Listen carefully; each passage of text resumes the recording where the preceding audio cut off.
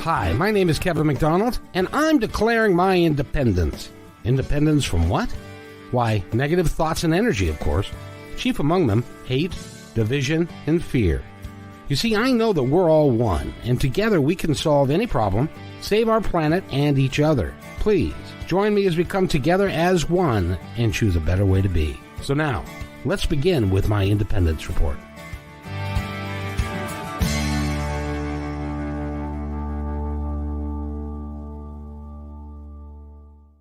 Another episode of my Independence Report.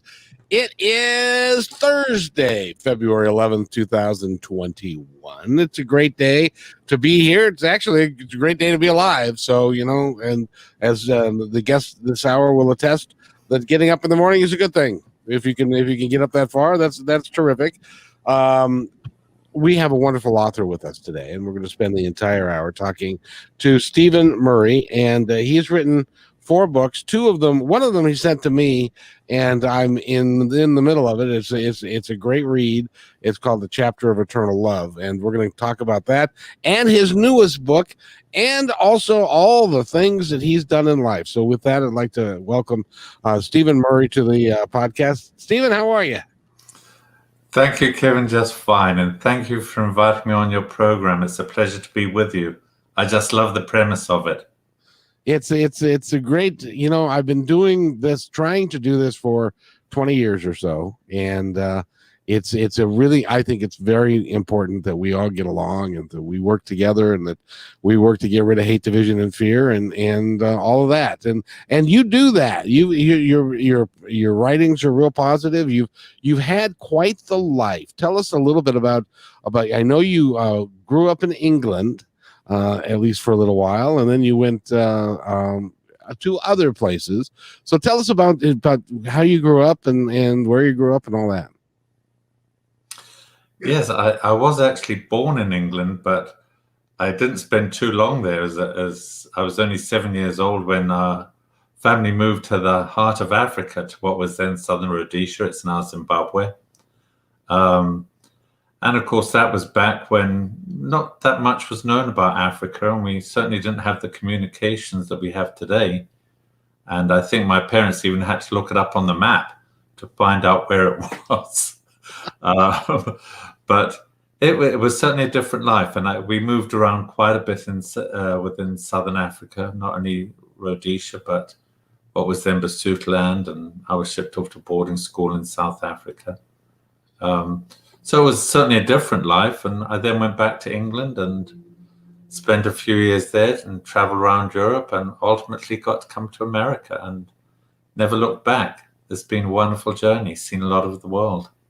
What was it that inspired your parents to say, I don't know, let's go to Africa? I don't really know. Unfortunately, both my parents have passed, and a few years ago, my sister, who still lives in South Africa, and my brother who lived in Australia, myself, we were talking about how we got there, and we all seemed to have different opinions as to how the family came to go. But I think it was, at the time the British government was encouraging people to go to the colonies, and it wasn't too long after World War II, and my parents were pretty young, and I think it just seemed a good opportunity.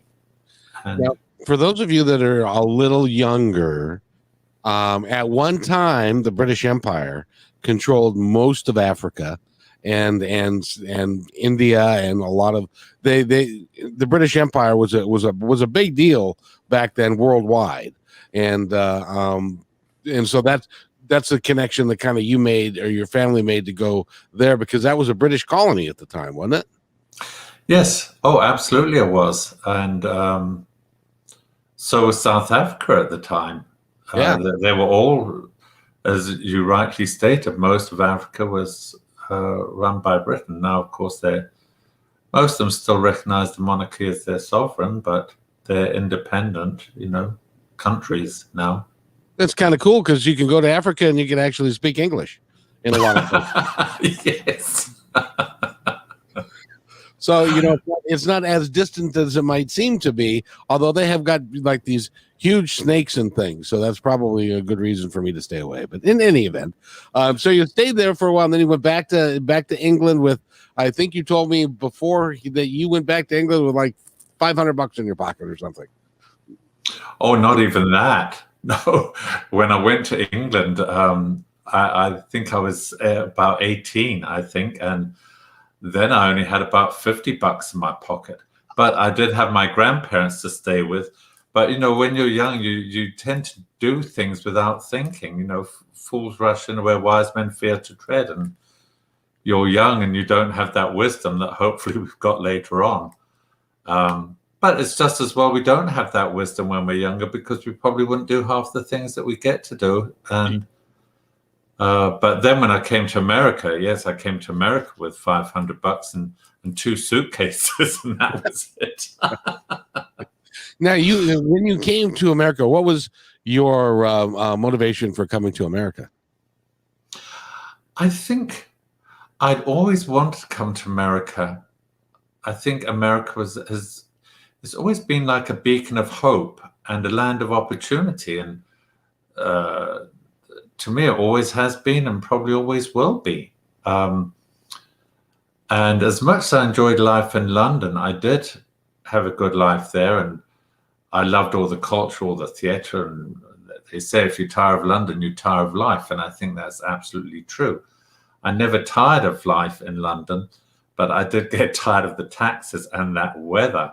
I mean, having grown up in sunny Southern Africa, dealing with that weather in London was just horrendous. And I got the offer of a job in California, in Los Angeles, and just cast caution to the wind and thought, hey, what an opportunity. It might not come around again. And so I just sort of packed up and came and let the chips fall where they may. Now, this might not be a big deal to you, but just for someone like me, it kind of is. Do you remember the years that you were in England? Which was it, the 60s? Yeah, I went to England. It was in 1968, and I was there till 1976. I went in November 1968, right in the middle of the winter. And I left in November 1976. I came over the week after President Carter was elected. Oh, wow. Now, the reason I bring that up is because the 60s, as you know, are part of the British invasion and the Beatles and the Who and the Rolling Stones. And you were in London, which was the hub for British rock and roll at that time. And was a real big thing. Did you have the opportunity to meet any of those guys, or did you go to any of their concerts? I couldn't, then I was so young and just barely scraping by. It was tough to get by in England, or scraping by, but I did try and go once a month and go to a concert of some form and pay a minimal amount and sit up in the guards of these theaters or concert halls and what have you. I didn't actually get to go to any Beatles concerts, but did go to a couple of concerts where, there were multiple artists appearing, right. Groups like the Kinks and things like that. I've seen a lot more of them, believe it or not, since I've lived in America, and they're coming back to Las Vegas. But that's good. Yes, I think the only one that I really remember actually meeting and seeing was Petula Clark, who's always been my favorite from when I was a child. And she was in England a lot doing television shows and things like that. And I used to get to go to quite a few of those TV recordings. Yep, she watched. She had the song "Downtown." Yes, that was one of them. Yes, one of her big hits, and yes. At least it was big in the United States. Yes. So you ended up going to L.A., and because this is the land of opportunity, you went to L.A. and you started a software company. A few years later, yes, I did come over to a job, and I enjoyed it, and it was great. But then it was just time to make some changes, and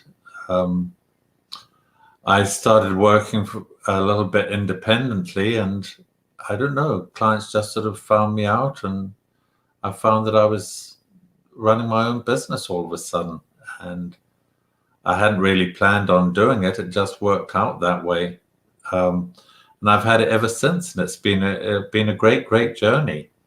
It wasn't easy coming to America. I have to confess, despite the fact we speak the same language, in the business world, it's very different, and there's a lot of different terminology in business, and it took quite some adjustment, but I reveled in it all. I just got swept away, and there's something about life in California too. I don't know now, I've moved away, but certainly when I went there, there was very much a can-do attitude. People just stumbled across a product and they just start marketing it, and they didn't do any research or have any bookkeeping or accounting knowledge. They just start up and sell a product, and away they go, and they made things happen. It was just a very can-do attitude. It's like nobody there knew the word no. Well, that's good, because we've always considered ourselves as Americans to be optimistic and can do and can make stuff happen. At least it used to be that way more than it is today, which I would really like to see us get back to a little bit more of that kind of positive can do attitude and working together for stuff. So you started a software company, and then you had the desire to move to Vegas because you're a big gambler. Is that right? Well, the Las Vegas casinos probably won't want to hear me say this, but I haven't put a nickel in the slot machine since I've been here. And that will have been almost, this year, it'll be 18 years in May. Oddly enough, when I lived in California, I used to come up here periodically for weekends and go and see a couple of shows and stay in a hotel and have a nice little flutter on the slot machines or the blackjack table, or not back row. I've forgotten the word now. The one where they roll the dice around that. Slot. No. Gosh, it's just gone right out of my mind. But anyway, yes, I used to like to come up and have a little bit of a flutter and what have you, and go back. And sometimes I'd win, sometimes I'd lose, but it was all fun. And since I've been up here, they don't. The hotels don't get that glamorous and fancy and exuberant by giving their money away. So, and you've just got to drive by and see the homeless in the street, Exactly. To realize that some people have lost their lives, and I've worked too damn hard to throw it all away. Well, I some people call it gambling. I call it giving, because that's all I do is give away my money. And it doesn't take very long for me to give away a bunch of it, and then it's like, okay, how many hours am I going to have to work to make up what I just lost? So it's like who I don't play at all. So in any event, so you've been living in Vegas now for 18 years. When did you decide that you wanted to become an author and start writing books? It was probably about 5 or 6 years after I'd moved here, Kevin. And it was, again, just an accident. I'd like to take credit, say a lot of the decisions I made in my life were sound and wise ones, but they were more serendipitous. Yeah. And I came to write. It was just accidental. I was out I'd done my shopping one Saturday morning and went to have lunch in a little coffee shop. And I was sitting there, and the waitress that came and served me, she was such a bouncy, effervescent individual. She was a young African-American lady, and I could hear some of the customers complaining their coffee was cold and this wasn't right and that wasn't right. She was saying, "I'm sorry, I'll just take care of that." And she was it just all went right over her head. She wasn't fazed by it at all. And I thought, I wonder what she's got to be so happy about. Where did she get this attitude from that was so positive? And I suddenly started thinking how different her life had to have been from mine, and how it would be difficult to relate. And then I suddenly thought of all the places I'd been to, and I thought, you know what? I really need to start putting all these thoughts together, these different cultures from these different countries, and what my observations were. And I went home that afternoon. I started outlining the book, and I worked on it for a couple of years and discovered a real joy of writing, and it just took me in a whole new direction as far as life goes. It's been a wonderful journey. Well, and you've been received lots of awards for. Now, was the Chapel of Eternal Life, was that the first book? Chapel of Eternal Love. Yes, it was the first book. It's the first book that got published. I hadn't intended to publish it. I was told that I need to write for women because they're the ones that buy the books and read them. And I thought, I don't know anything about women's fiction, but I like the idea of the challenge. I thought, I'm going to see if I can do it. So I did. I sat down and I wrote it, and I had a lot of help from women in critique group that I'm in, and they steer me on the straight and narrow when it comes to what women are interested in. I learned a lot writing that book, I've got to tell you. But I never intended to publish it. And I wrote the murder mystery book, and after that, and took that to get published. And I was told, no, put the brakes on that. You know, you've got to get your Chapel of Eternal Love about the fictional Las Vegas wedding chapel out there. And I was totally taken aback because I'd never really considered it for publishing. But I sent the gentleman a couple of chapters, and he said, absolutely, go ahead with this. And it's taken me down a whole different road. It even spawned the sequel. You know, people want to know, even though it's fiction, people want to know what happened to couples after they left the Chapel of Eternal Love. So I had to come up with a sequel that takes place 5 years down the road and where all the couples' lives have taken them. You know, this in reading the book, and you, by the way, you are a gifted author. You can really put you into the situation that these folks are in, and you can empathize with them and understand where they're coming from. And it really is a joy to read. But it also, it seems to me, would make a great television series or some kind of a movie. That you know, it seemed. Has anybody approached you about any of that? No, but I have to tell you, Kevin, I've never missed the opportunity to say that it's been my dream for it to appear on like a Hallmark television miniseries, because of course it could be followed up with a sequel. But it's very tough. But that's my dream, and if it happens, it's great. If it doesn't, you know, it's not the end of the world. You know, I still enjoy going out marketing the book. I enjoy doing book signings. I enjoy being on guests on a program like yours where you have this exchange of ideas and you get people's feedbacks and things like that.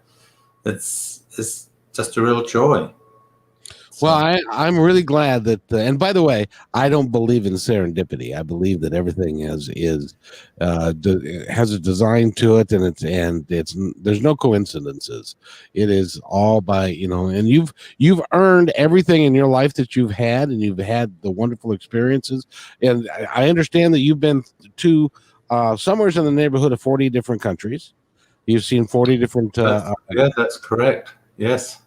So you've been around, as it were, and so you've had the opportunity to see life in a lot of different societies and different styles and ways of living and stuff. So you are the perfect person to write a book like this, because the Chapter of Eternal Love is about a chapel. I just said chapter. Chapel of Eternal Love. And it's about a chapel that was created years ago, and a man had a vision, and he created it, and people have been going there forever to get married in Vegas. Probably Britney Spears was there at one point, or two, or three, but it's and you tell stories of what couples do when they prior to coming, and their circumstances, and then the chapel and the whole thing. It really is a good read. It really is a lot of fun, and I thank you for it. Thank you, Kevin. The intent is that it will be a fun and easy read, and hopefully an uplifting read. Yes, there are a couple of chapters where things don't quite work out and they have somewhat sad endings, but life is like that, unfortunately. But even in those sad chapters, hopefully that there was something, a little bit of an upbeat ending. Exactly. In a way. That was the intent, that people would go away, and because we do all fall in love for different reasons. Love doesn't mean the same thing to everybody. It just doesn't. And that was the intent, to find different couples. And of course, it's all imagination, it's all fiction. Well, to my knowledge, it is. I dare say some of these people could say, hey, that's my story. Who knows? Yep. But it was written as a fiction with fictional names, and it's all imagination. The chapel itself is fiction. But it was a fun experience and challenge. You know what they say: what happens in Vegas stays in Vegas, and and so I'm sure that there are lots and lots of people, because there are chapels just like this in Vegas where you can go and and they're open all night. When I was down there, I saw some 24-hour chapels so that you can go drink and carouse until 5 o'clock in the morning, and then drag your rear end over there and get married, and then and stuff. So it does happen in Vegas all the time. Well, it doesn't, and what you say is absolutely true. I didn't do. I probably should have done some more research on the book, but I really didn't want to be tainted. I wanted to just use my own imagination and not sort of be sidetracked by something I'd seen or witnessed. I know they have these drive-through wedding chapels that are like McDonald's. You go through and you pass over the license and blip, blip, and voila, you come back and you got your certificate. But I didn't want to be influenced by experiences of those. And I made a specific point of not even interviewing people that I knew had been married or renewed their vows in a wedding chapel. I just wanted to be total 100% imagination. And that's what it was. You've got a fine imagination, I must say. and that book did very, very well, and it took first place in some different competitions, and it's on Amazon. It's a 5-star read, and it's got wonderful reviews, which caused you to then turn around and write the second book. Now, did that come next, or was there one in between? Well, as I mentioned, I planned to get my murder mystery book. That was what I intended to get done, published first, but was told to do the chapel book. And I thought, well, let me hold off publishing another book until I get the chapel book fully marketed and, out there. And then I'll go and get the murder mystery published. But, the readers tell you what they want and what they like and what they don't like too. And I started getting emails and calls and from people that I knew saying, well, what happened to this couple and what happened to that couple, and when's the sequel coming out? Which was a surprise to me, because this is all fiction. And the premise of the story was, why do people come to Las Vegas to get married? We're known as the Sin City of the world, and yet we're the marriage capital of the world. I mean, you talk about a dichotomy there, a very strange one. And so I didn't think people would be that interested in what happened to the couples afterwards. But I guess somehow the stories resonated with people. And so I stopped what I was doing and then came up with a sequel called Return to the Chapel of Eternal Love. And that was fun, because I'd never planned on there being follow-up stories, and then had to scratch my brain, as you can see, and come up with appropriate stories that would be interesting and entertaining, and keep it in a light vein and an uplifting tone. Both books. Well, see, and that just gives you and the audience a real clear understanding of, you created characters that were so believable and so real that people started to feel like they knew them and they were part of them and they wanted to follow them and they wanted to see what happened next, because they get married and then what, and because they were invested in the characters. And that's a fine writer right there who can do that. Well, thank you for saying that, Kevin. And I have to confess, it wasn't easy, writing for women and getting in the minds of, these wedding couples.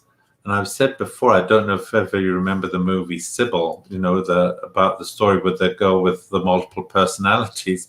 Oh, yeah. I felt I had all these multiple personalities drifting around in my body while I was writing this book and trying to keep all the characters straight. And it was tough getting into the minds of some of the men. It was very tough. It was even tougher to get inside of the minds of the women and try and develop their characters and get their emotions out there, because obviously when you're writing about love, you are writing about emotion. And but that's what makes it fun and a challenge. And if it's not a challenge, then it can't be fun, Oh, absolutely. Now, I wanted to ask you, because I am not a writer. I can speak a little bit. English apparently is my second language, but I'm working on that.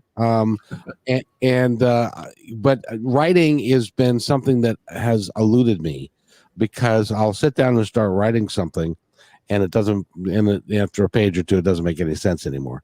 But you write, and when you do write, do you assemble the characters and come up with like a outline of what each character is, and then place them into a situation, and then see how they interact with each?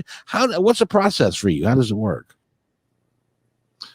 Well, I'm sure it's different for everybody. I come up with a basic outline. For example, my last book, it's about three women that they work for an exclusive escort agency in Las Vegas, and they decide to kill off the guy that runs it. The actual inspiration, well, because he treats them like dirt, and these are three very classy, sophisticated, elegant ladies, and I get the inspiration from a book, and the inspiration for this one came from a chapter in the Chapel of Eternal Love, and you may have got there, you may not have, but it's a lady that actually runs an escort agency, and I'll give away one of the stories here. And she makes the mistake of falling in love with one of her clients, who's not going to leave his wife and kids. But finally, after years, he promises that once the kids are grown and after they've come out of college, he'll divorce his wife and they'll get married. And it doesn't work out quite well. And the number of women that wrote to me and emails and said, "What happened to Emmy? What happened to Emmy?" And they really cared about her, even though she probably was sleeping with their husbands. And I thought, let me take the story a little bit further and let me put three escorts together. So that's where the idea of the book came from. And I then had to come up with three different personalities for the ladies, each of the ladies, and make them distinct. And so I worked on their characters.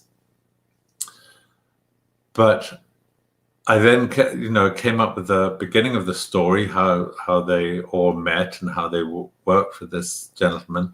And I knew how it was going to end, It's like if you're going to Disneyland, you don't just set out and go there. You look at, you say, this is where I want to go. And then you go and look and figure out how you're going to get there, the route that's going to take you. And that's what I did. And as I started writing, the characters become more part of you in a way, that they're still developing as you're writing. And I find specifically with dialogue, after a while, the characters do take over, and I'm typing away at the keyboard, and it's like a little voice pops inside the head and says, "I would never say that. This is what I would say." And I've got a backspace all the way along the keyboard and retype it in the light of, the little voice. I know it sounds silly, but that's literally how it is. And it's the only way I can keep the characters straight. And Did you ever see the movie 9 to 5? No, I didn't. I'm familiar with it, but no, I never did see it. See that particular story, and we'll talk about that one in just a second. But that particular story strikes me as being a little bit more mature 9 to 5, because in that movie that was three gals and a boss that was not very nice, and it was Dolly Parton and Lily Diane Keaton. and no Who was it? it was Dolly Parton and Jane Fonda was the third one. And There you go. yeah, but this goes back, that goes back to like the 70s and stuff. So this is that you've got. So far we've decided here today that you have 2 books that should be movies, at least. And so that one would the third, and which is the name of the book that's just out is That's Discreetly Yours. Yes. And how long has that been out now? That came out in July of 2019, and it was doing pretty well, of course, until last year's affected every one of us. Haven't been able to do any book signings or go and speak at any events or anything like that. So it's slowed down a little bit, but it'll get back on track. And I do find that doing book signings or speaking engagements, specifically at senior centers, my book seems to do very well there. Surprisingly enough, even Discreetly Yours, I'll go and talk about all 4 of my books. And I always think they're not going to like Discreetly Yours, but I'm amazed at the number of seniors that go for the Discreetly Yours and say, I want to read that one. But, all 4 of the books, even Discreetly Yours, you could give it to your grandmother as a gift. She could read it. There's no excessive graphic sex in it. There's no expletives in it. They're just fun reads, despite the subject matter. Well, that's terrific, and it's great. How do you, since we are in the time of COVID, and you and I both kind of tend to fall into the category of we probably shouldn't be going out there and doing stuff because we're a little older and stuff. How are you handling the COVID mess? Well, it's very restrictive, of course, but I try and follow the guidelines. I do wear my mask when I go out, of course, and for the last year, I did unfortunately, last year we spent a lot of during the COVID of caregiving for a very senior relative of the father of my business partner. And I was doing caregiving there every day. And they were very strict. The only reason they would allow us in to see him was provided we did not go out to restaurants and go to parties or to people's homes. So, and we honored that commitment. So I didn't go anywhere for many months. And it is tough. But last night I did go. There was a murder mystery dinner here in Las Vegas at one of the restaurants. But they have 25% capacity, seating capacity. So everyone's seated very far away. And the cast in the play, they all had their masks on. And we started going out a little bit more. It's been tough, but a lot of people have it a lot worse. We've got to put things in perspective. And well, we're very lucky if you're still healthy after all that we've been through. So many people have gotten sick and died. So if you're still doing well, that's you're one of the chosen one. That's really good. Well, and so is there another book in you? I'm currently writing. Yes, I've decided to do something totally different again. Again, because I just like the challenge. And it's a real mushy Christmas story. This is a classic Hallmark mushy Christmas story. And it's fun. I'm enjoying writing it. And it's not going to be a complete novel. It'll be a novella. It'll be a shortish book. But I'm enjoying writing it. And it's going to be like all of the other books. They're all very much character driven. I feel very strongly about characters and their personalities and the foibles and the challenges in their lives, the warm parts of their life and the sadness in their life, and I just like developing all different characters, and so this one will be no different. It's about some people stranded in a town just before Christmas. They're stranded there for some reason or another, and they've all got issues that they've got to deal with, and how these few days in this little village turns out to be such life-altering experiences for all of them, and it's fun. I'm enjoying it.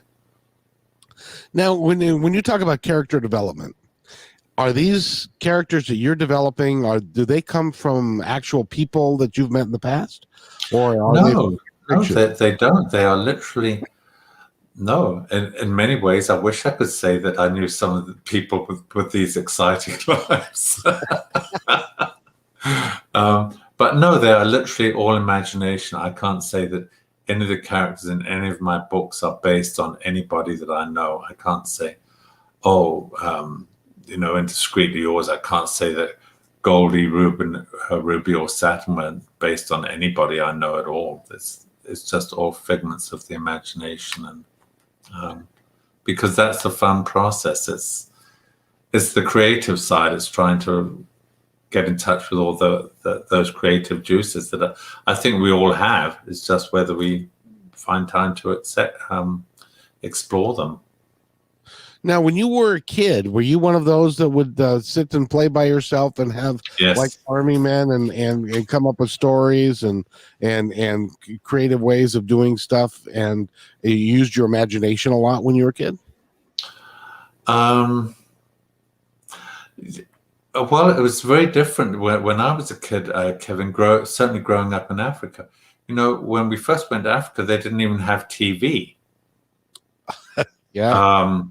And even when it did come out, it was one channel. It wasn't the 400 channels that you've got now. And of course, we certainly didn't have things like cell phones and all of that stuff.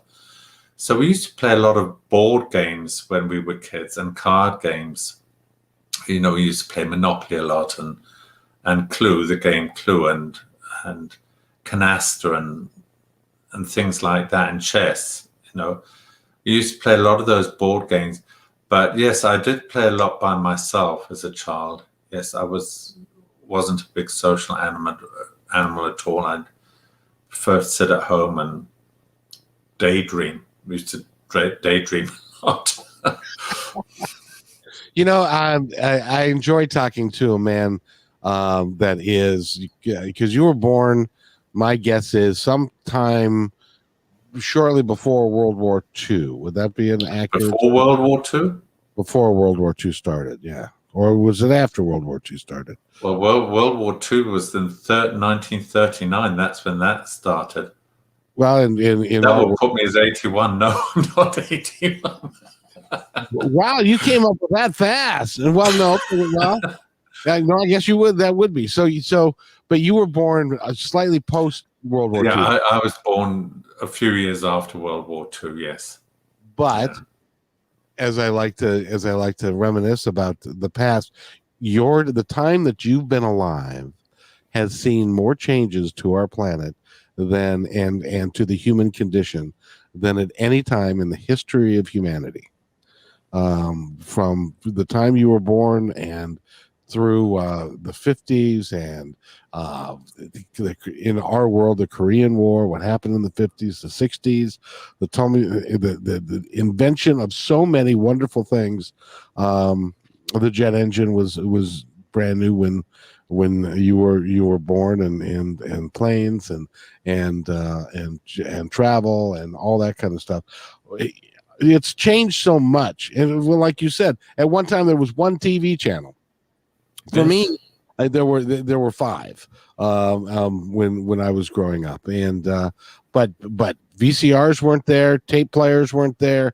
We had AM, FM radio, and FM wasn't even very big back then. It was all AM radio, and that's all we really had. So it's changed a lot. Does it make you think about all of the changes? Is it kind of a whirlwind thing of everything that's changed? And because now people have got computers that they carry around with them that are more powerful than the computers that were at NASA in the 60s. Yeah, well, you're absolutely right on all points. And you mentioned jet travel. No, when my father went to Africa to fly from London to Salisbury, it was 3 days Really? flight back then, Wow. and now you can fly around the world in less than 24 hours. And my mother followed 3 months later. My dad went ahead to get things settled, and we followed later by cruise ship, and we left Southampton in England and sailed to Cape Town. And then it was a couple of days on a steam train, no less, all the way up through the South African Kalahari Desert through to Salisbury. Well, now, those steam trains are a thing of the past. You just see them in the old Western movies on TV, on the Western television channels. But all through when I was at boarding school, we used to take those steam trains back and forth to boarding school. None of this luxury stuff that they have now.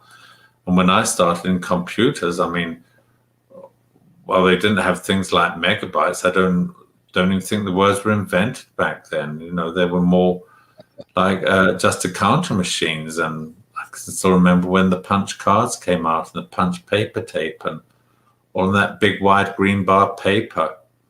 And now, people whoever thought that we'd have PCs in our home, and certainly in my lifetime, where we can be communicating like we are now.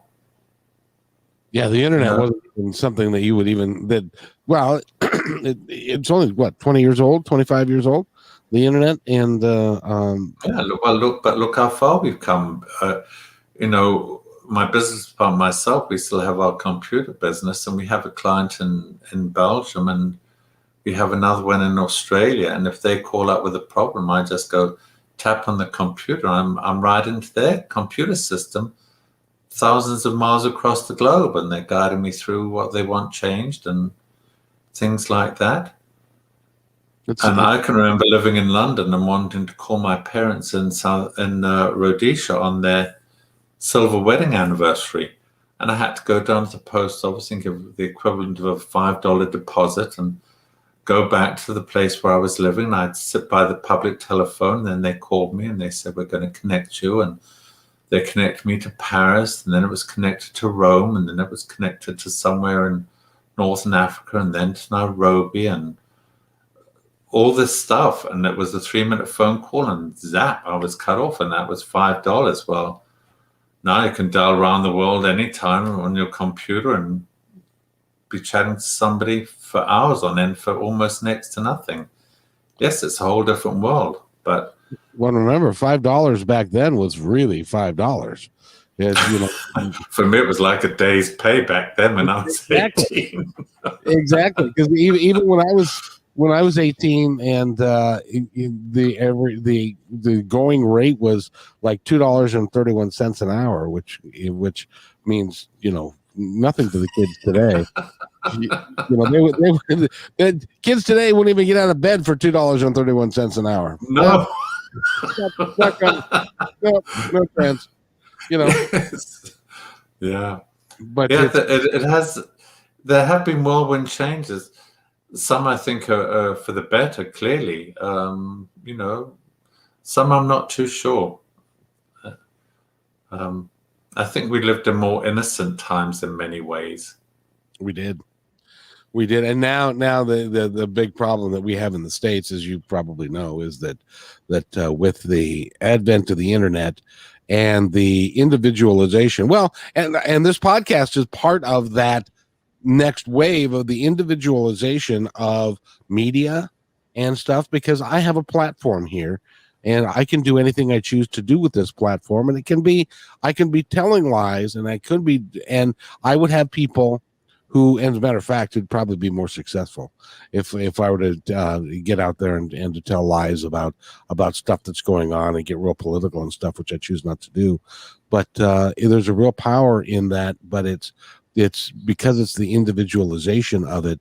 There's lots and lots of misinformation out there, and about a lot of different things. and people are putting out stuff that they probably should not be doing because they don't have the expertise and that sort of thing. So that's I think one of the downsides of the social networking and all of that, because it can be a fairly negative thing for if you're interested in the truth, don't you think? Well, yes, I agree, and I think unfortunately it's one of the downsides of the modern technology. I think and when I first emailed you, I think that's what I commented on. What drew me to your show was the fact that you were trying to keep your shows on a very positive tone and do away with trying to help eliminate the hatred and fear that seems to be so pervasive in our society right now. And I commend you for doing that. And I wrote to you, and I think I said, I'm not too sure as I'm the perfect guest for you, but I have to say, hallelujah. It was a day brightener to wake up and see that in my email that there's a show out there that's just purely dedicated to spreading positive messages or having positive guests out there. And I just think it's very refreshing. Well, and I will tell you, Stephen, that you are the perfect guest for my show. Well, thank you. I appreciate that.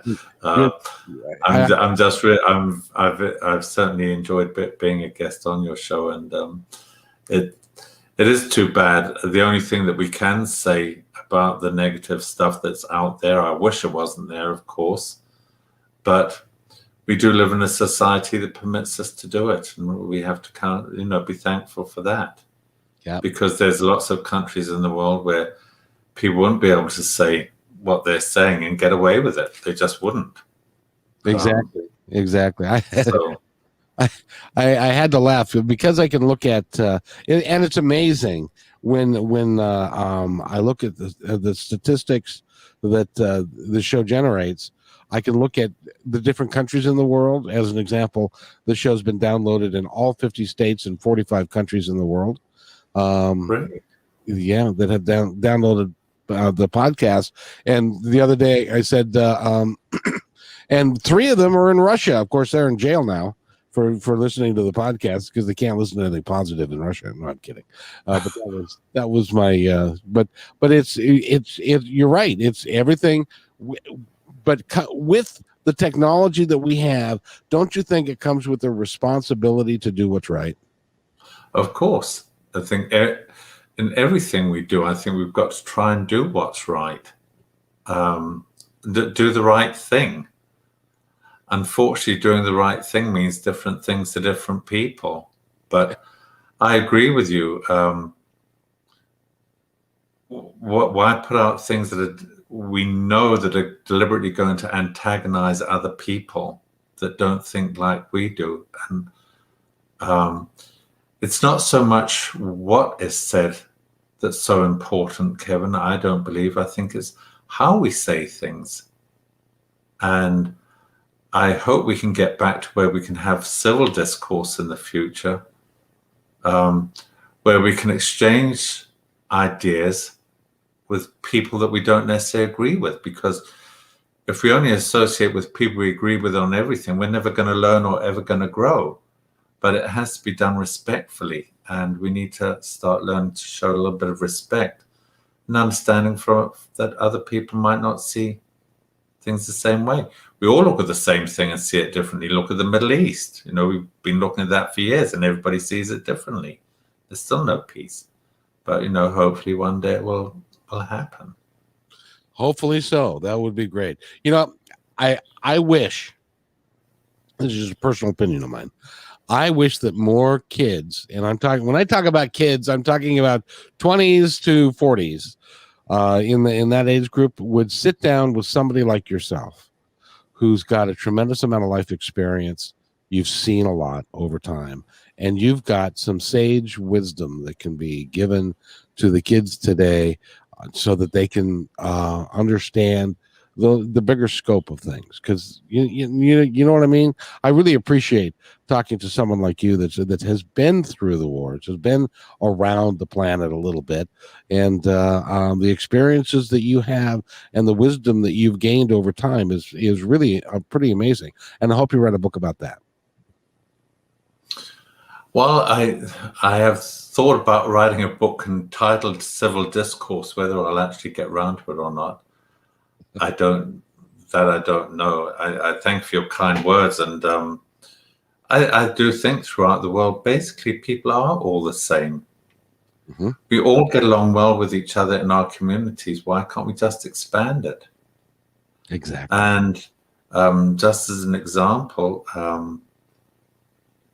just after 9/11, we were on one of the first planes out of Los Angeles International Airport. We booked to go, my business partner and myself, we booked to go to French Polynesia, to Tahiti. And we had a few days in Bora Bora and a few days in the very, very remote island of Tikihau. We'd never even heard of Tikihau.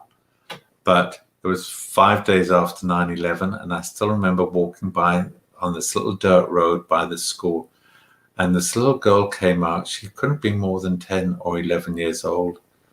And she was just dressed very skimpily and obviously didn't have a lot of money. She didn't even have shoes on.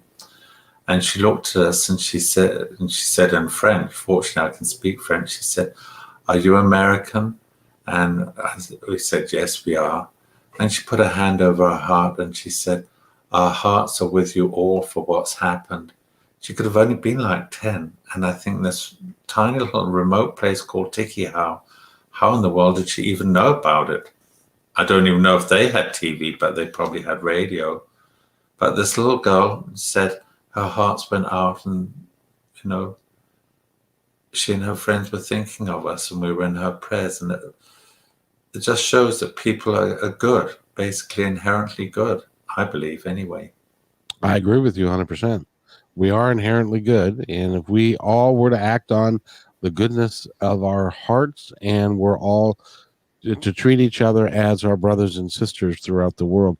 You've been in over 40 countries around the world, so you've seen that we are all. I was talking with a gal last week. Her name's Jennifer on a podcast, and she was talking about that she spent time in the Middle East. She spent time in Asia, and she said, at the end of the day, everybody all wants the same thing. We all want to have a nice life. We want to have a good family. We want to have enough to eat. We want to be able to live a nice lifestyle. And that's really all we really want as a human beings. And if we could kind of recognize that and work towards making that happen for everyone, that having 16 million kids in the United States of America go hungry is I can't even believe I have to say that, and stuff. And we have a lot of work to do. But people like you who are putting out a positive message and stuff, that's I'm so proud that I know you, and I thank you. Thank you too, Kevin. It's been a real pleasure being on this program, and keep up the good work with spreading that positive attitude and making people's lives a little bit better, which I believe was also in your little narrative that you sent out, trying to make people's lives a little bit better. And that's nice that you do that. At least maybe they can laugh once in a while, and that would be good. We've been talking with Stephen Murray, sir. As I like to do at the end of each podcast, I want to give you a moment. The moment is yours, sir, to tell the audience anything that you would like. Well, firstly, to address your point about laughter, just remember the longest word in the English language is smiles, because it's got a mile between the first and the last letter. So just remember how much a smile can make or break somebody's day. Oh, I like makes the world of difference. And I think what I would say to people is I've been truly blessed. I try and give back a lot. And I think we're on this planet to make the planet a better place. We're not here for ourselves. We've got to put other people first, and other people take care of me. They do it all the time. They watch out for me. I'm not always aware of it, but I know they do. But I spend my time, I try and give for other people and do for other people and help other people. That's what we're here for. just go out and give. Awesome. Again, we've been talking with Stephen Murray. Go to his website, which is your website is www.authorstephen, that's STEPHEN, Murray, MURRAY.com. And it has my email address there. And I'll be happy to hear from any of you and answer any questions you may have. My email address is right on my website. And get this book. It's Valentine's Day coming up. So I have book signings tomorrow night and Saturday night here in Las Vegas to sell my book about love. Yep. Love, love, love. All the way love. It's a great book, and one of my favorite, of course, my favorite band of all time, All You Need Is Love. And there you go. Matter of fact, they were recording that right before you moved back to England. They recorded that song in '67. So, but it's been great fun talking with you, sir, and I appreciate it. And you have yourself a wonderful day, and please be safe when you go and do the book signings tomorrow night. I sure will. It's going to be strictly enforced with the masks and the social distancing. And because they can only have 25% of the dinner theater, it's not going to be a huge crowd anyway. But it'll be fun to be there and listen to the group playing love songs. And I'll see if they play All You Need Is Love for You. That would that would be just awesome. So hold on just a second. I got to play the ending, and then I would like to just talk to you real quick. So hold on. Sounds good.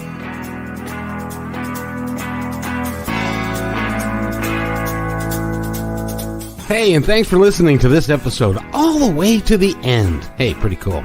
Hey, don't forget to follow us so you can receive regular updates and new posts. And remember, take care of each other because each other's all we've got.